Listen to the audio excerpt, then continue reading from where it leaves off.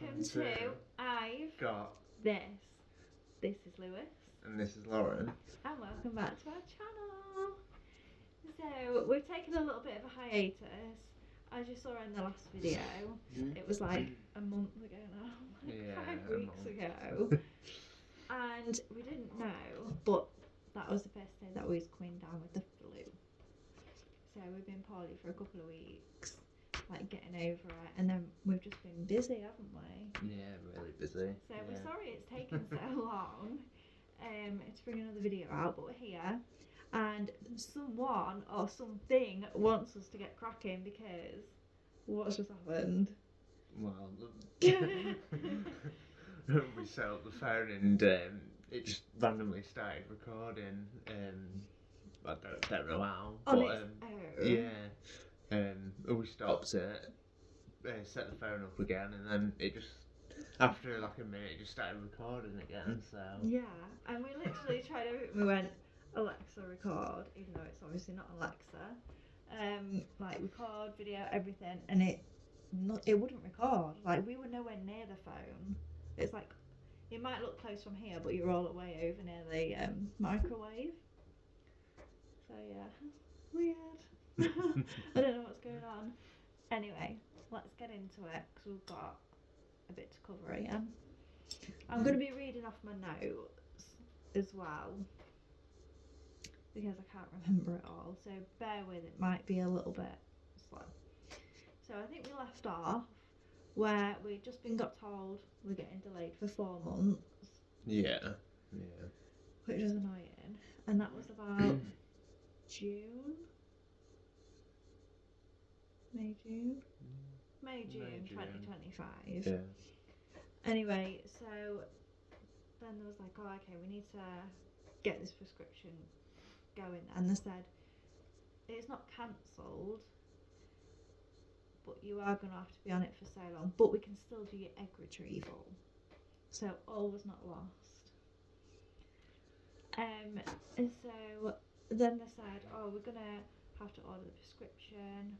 And the whole malarkey of they do the prescription, then they send it to the general hospital, and then I asked for it to be delivered to the local hospital. I think I explained that last time anyway.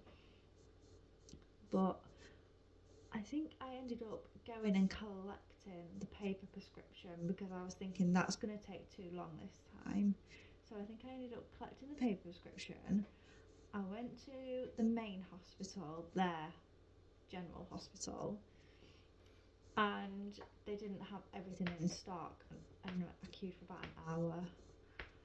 So we was a bit like, oh, like we really wanted to get it whilst we were here.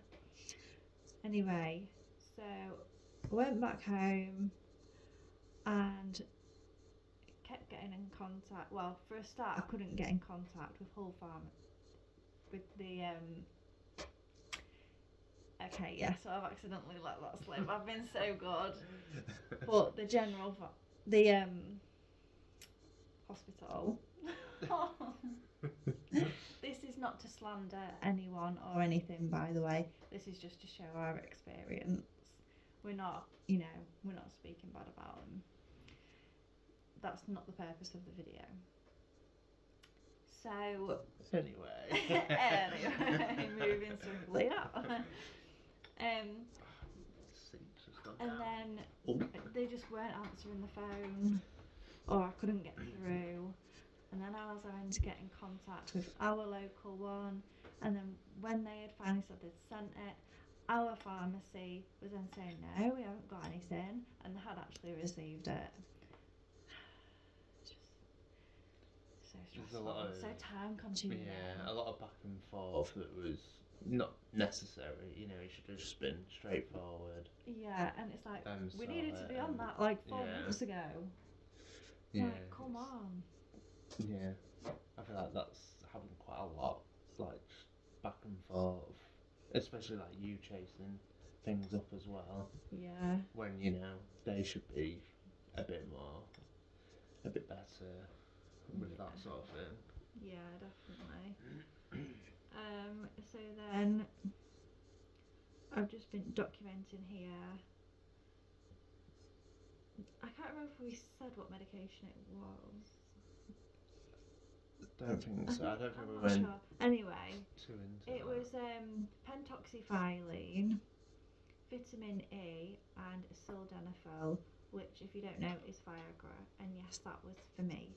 It's to help thicken the womb lining, because that's the primary problem in our infertility that we're aware of.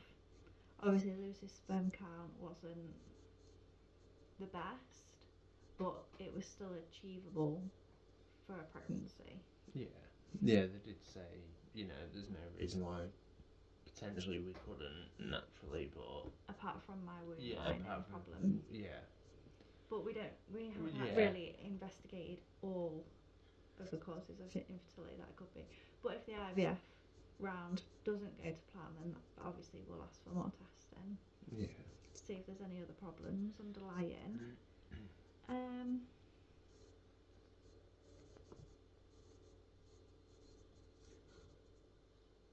Oh, and then I'm just documenting that we never got it explained when I should take the pessaries and bits and bobs.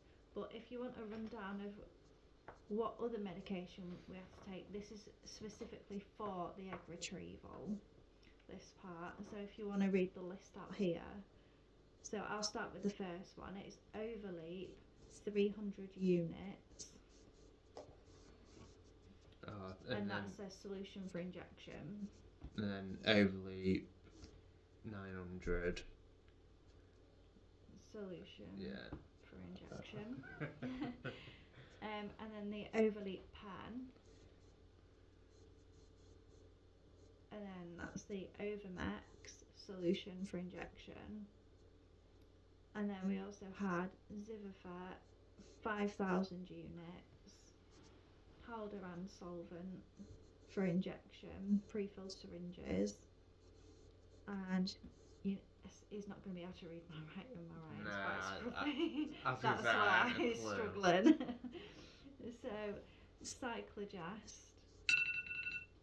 No. Rude. Cyclogest 400mg pessaries and a sharp spin to discard of the needles. So that's the rundown of what we got delivered specifically for the egg retrieval. So it must have been around May time actually that this happened, because I've got here written Tuesday the 6th of May 2025 was the first day of my period. So I rang them and they said, okay, on day 2 of your period you need to start the first Overleap injection, and that was administered into my leg. And I was a little bit unsure on how to do injections because I've never done anything like this before, but the nurse went through it a little bit, and then I watched a YouTube video which was really helpful. Yeah. And they explained as well in the YouTube video that you have to get the air bubbles out, which I didn't know, of the syringe. So you flip the syringe back and forth, and then you tap the top of the syringe, and you see the air bubble get out of it. Because I'd started to inject with one of them and noticed an air bubble was going to come out the needle, and I was a bit like, is that okay? It's probably okay, but I thought, oh. Yeah, best to be safe, just in case. Yeah. So, and then about a week or so later, I needed to start taking the Gamrelix injection, and you have to take it between 7 p.m. and 9 p.m. each evening. So I'd have to do the one in my leg and the one in my lower abdomen every night for about a week, I think it was. But just the leg one for a start for about a week. And then they said I would need a scan the following Wednesday. And then it said if all goes to plan, the egg retrieval should be around 12 to 14 days after starting the injections. So they're what you call like your typical stim injections, stimulating. So then we are up to, I've done a whole section on here about what I was feeling when I was injecting myself. So unfortunately I have a little bit of trauma when it comes to injections, as we know. I'm not really going to go into any detail about it because it's a very controversial subject, but I did have an injection a couple of years ago and I got some not very nice side effects, and it sort of freaked me out a little bit about getting other injections again. But that's that. So I was obviously really upset and scared that I had to inject myself as well. It was kind of a reaction that I was having where you don't want to do it. It's not natural. Like, I don't want to give myself an injection, but I have to be able to get the end result. So you have to get over it, don't you? Yeah. So let's have a look. What's on here? So Wednesday.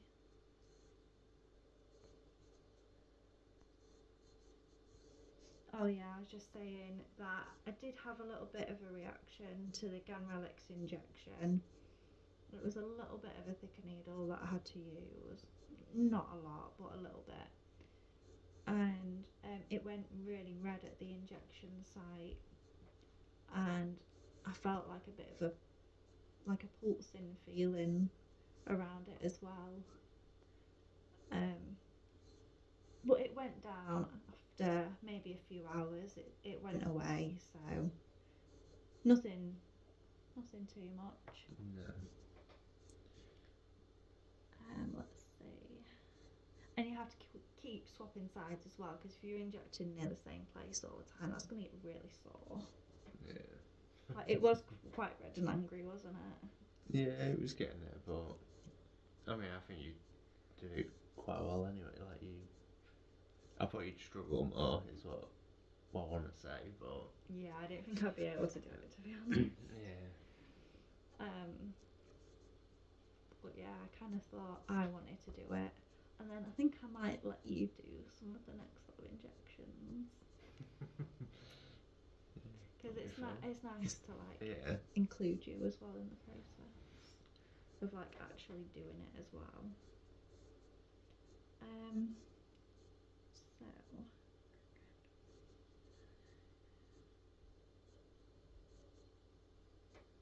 So we went in. Well, I went in. Had the scan. They took some photos. And they said that the 150 dose of the Overleap pen could be reduced to 112.5 on the Wednesday and down to 75 on the Thursday, and to keep doing the Ganrelix injections. And then I was booked in for another scan on the Friday, so it is a little bit back and forth to the clinic as well.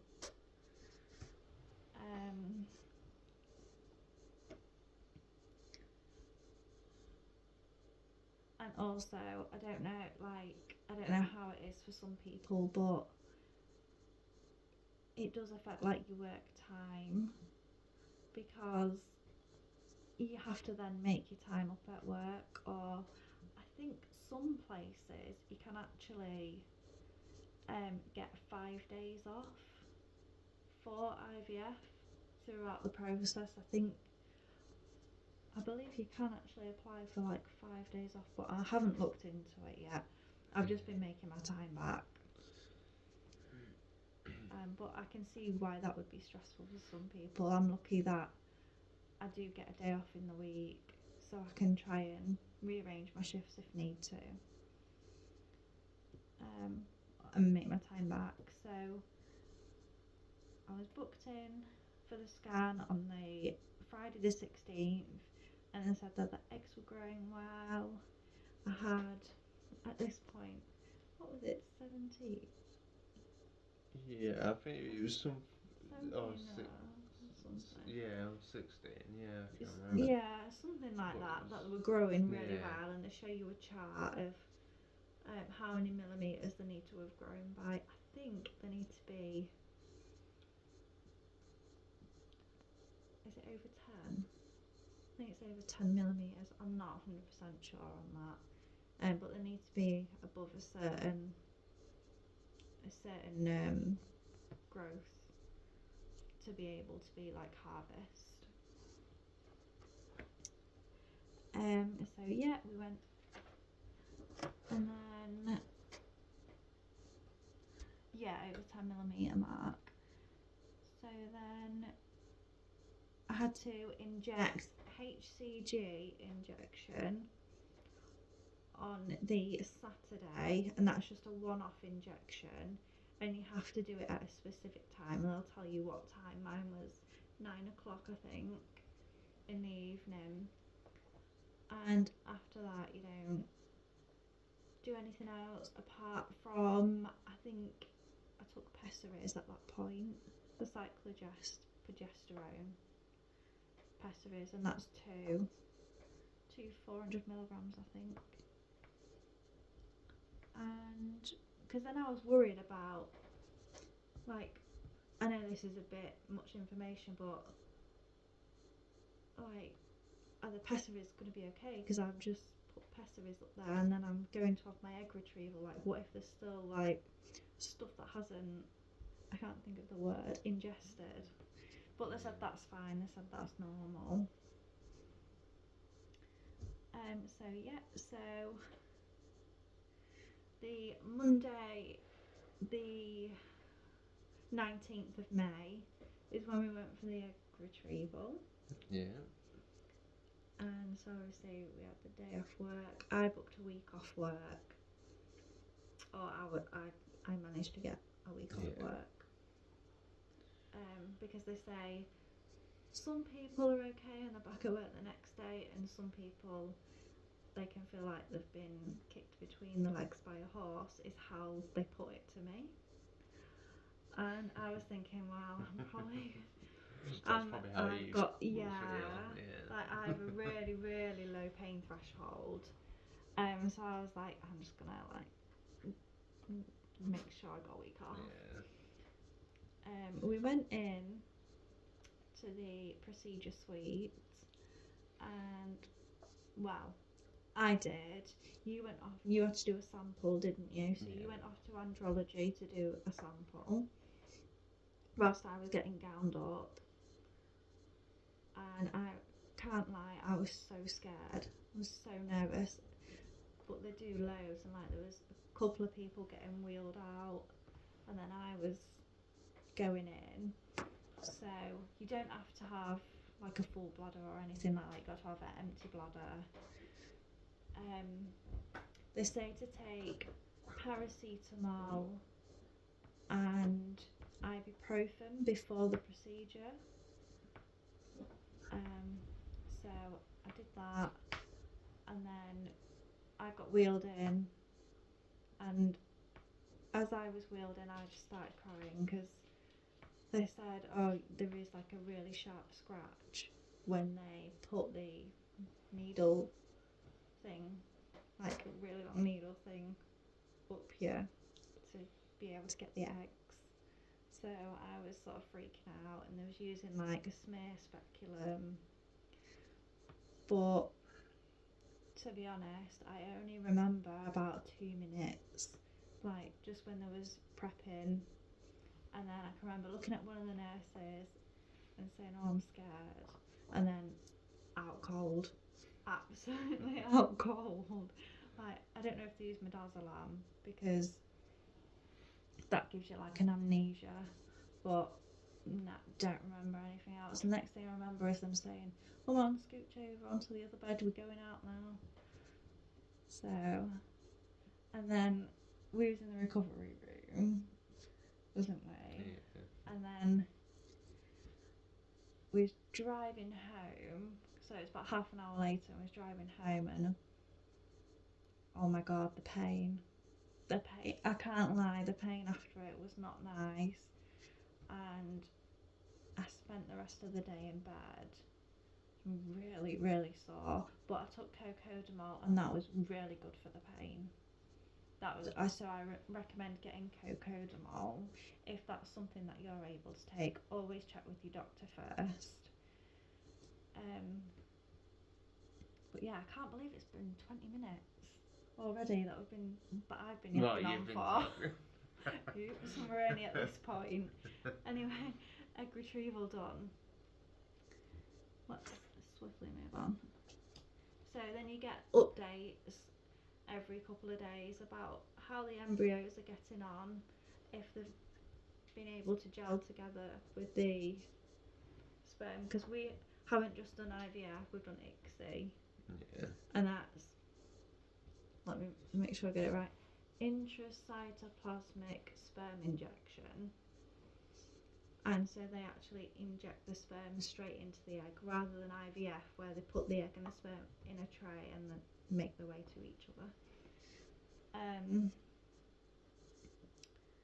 So yeah, you get little updates, and we started off with about 17 not embryos, eggs. Yeah. And then they called us, and I think we had 8. Yeah, it was 8 something embryos. like that. And then it was a few days after that, then they rang again to say like, which ones are viable for freezing. Yeah. Because I wasn't able to, because they delayed my medication, so I needed to be on that for about 4 months. Yeah. And then we ended up with 3. Yeah. 3 is the magic number. Yeah. Hopefully. Hopefully, yeah. Fingers crossed. So we have 3 embryos currently frozen at the clinic. Yeah. Which is exciting. Really happy that we've managed to get some, because I know unfortunately a lot of people don't get to that stage, so we're really grateful for that. Then just checking my notes. Plan after egg retrieval. So after egg retrieval, they just said, oh, we'll be in contact. After about a week, I rang again and sort of said, are you arranging like a proper consultation so that we know what's going on? And they said, no, just wait to hear from us. I waited, I think maybe another week or 2 weeks, and then I rang again saying, we've just been left in the dark now. Like, I feel like I've had the egg retrieval and like you've forgotten about us. I had no idea if I needed any more scans to see if this new medication was working. So on the Friday the 21st of June, I got a consultant appointment, and it was a new consultant. Yeah. I like the new consultant. Like, I don't mind the other ones, but I think she's, she's got a really good bedside manner. Yeah, she's really nice. I like this one. So then she said, Sorry, I'm just going to let the dog out. Yeah, no worries. That's why I keep turning round. It's fidgety. Come on. So she said, keep on the new tablets that we've done, but we're also going to give you some estrogen patches, like HRT patches, and some, what else did I take alongside the HRT patches? Progesterone. Yeah, so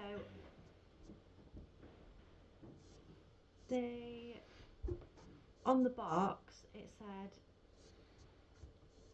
take the estrogen and then take the tablets for 2 weeks. So that's what I've been doing, and then had some not very nice side effects where I was literally just on my period all the time, and I was thinking, what is going on? Am I like, I shouldn't be doing this. Like, that shouldn't be happening. And so I rang and said, can I just, confirm everything? I don't know why I'm getting these side effects. And I had the most awful migraines as well.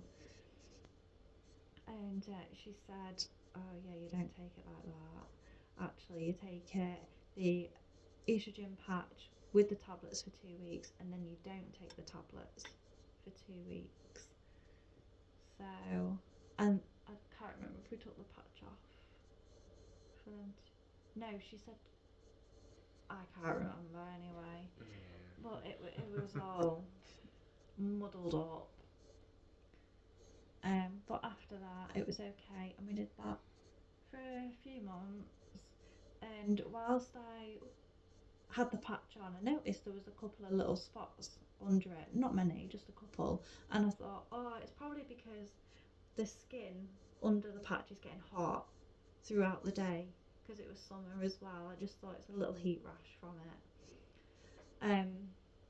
And then one day we sat on the sofa, and I was like, I've got some spots come up on my arm. Yeah. Yeah. And then I showed I just remember you saying, oh, I think I'm getting bitten, or, these bites, or, am I getting chicken pox? Because they just kept appearing, didn't they? Just more and more all over your body, and then it, it was strange. So weird. And then within an hour or so, I had spots on my other arm, and then later in the night, I had them on my legs.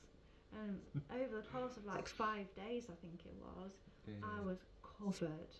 My whole body, I'm not joking, I had 50 on my back, and that was just part of my back, not all of it. I had 30 on one of my forearms. I must have had over 200, and it was the most itchy. There was bites, how bad they itched, and I was panicking, and I was thinking, oh, I don't know what this is. I don't know what's going on. Is it chicken pox? Is it measles? Your mind goes to, in overdrive when you can't rationalise what it is. And I went to a pharmacy, and they said, don't know what it is. Tried to get in at my GP, couldn't get a GP appointment. They just said, go to out of hours. And in the time that I was waiting, I also had a bit of a stomach problem. And also, I didn't know if it was anxiety or not, but I felt a little bit of a heaviness in my chest. And I thought, something's not right. I can't wait until out of hours. That was the rest of the day, and there was still, these spots were still coming up as I was on the phone and everything. And 111 advised me to go to the urgent treatment centre, so I went there, and they said, oh, go to the A&E bit. And they said, oh, you're having an allergic reaction. I said, oh, I don't normally react like this when I have an allergic reaction. Normally my face goes red and blotchy and my eyes swell up. But they said, yeah, it's an allergic reaction. You have any allergic to anything? And then it dawned on me that the patch that I was using, it's like a glue that sticks to you, and I'm allergic to some types of glue. Not all glue. I'm fine with plasters. But it just so happens that I was allergic to the patch. Yeah, and they said it was just a delayed reaction. Well, I mean, you was taking them for what, 3 weeks? 2 months. Yeah, sorry. Yeah, about 2 months. Yeah. Yeah, and they said obviously them spots were your first warning sign that were under it, but I didn't think anything of it. Well, you won't, would you? Because, like I say, you think, oh, with that being over your skin, it's going to get hot and just irritated a bit. Yeah. So I was like, oh no. So I rang the clinic, and they obviously said don't use the patch anymore. We'll have to get you some estrogen tablets instead.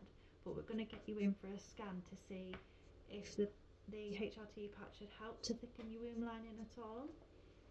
So I went in for my scan, and then 2 weeks later, I got a phone call from the consultant, and she said, Lauren, I've put an exclamation mark next to your results. I've only ever seen your womb lining at 4 or 5 millimetres. Your womb lining is at 11 millimetres on that scan. She said, oh my god, this is such good news. this is really good. We can progress now. We can progress to like a frozen embryo transfer. So that's really exciting. Wasn't it? Yeah, it was. So I remember exciting. you like ringing and saying about it. I was like, oh, isn't it? Like, because I suppose when you just think, oh, you know, it's just a patch. Is it really gonna do that much? You sort of, Yeah. you know, you don't think it's gonna do too much, and then for it to have worked so well, it's a big relief, isn't it? So. Definitely. So unfortunately, we've only got like 2 minutes left that the phone will record for. So we're gonna leave it there. But we're up to the point now, obviously, where we're gonna start the process for the FET, frozen embryo transfer. We are going through that at the minute, but we'll explain it in another video. Obviously, do not take this advice like upon yourself to do it for yourself. Always consult your own consultant, general practitioner, anything like that. This is not actual medical advice, just so you know. I like to put that in every video. Don't want anyone angrily messaging me like, oh, you said this would work and it hasn't for me. Yeah. Damn that Lauren. Getting sued. But yeah, Right. it's exciting times. Yeah. Really exciting. Yeah. So we'll update you kind of soon. Yeah, hopefully sooner than last time. Yeah. Alright. Bye. Bye.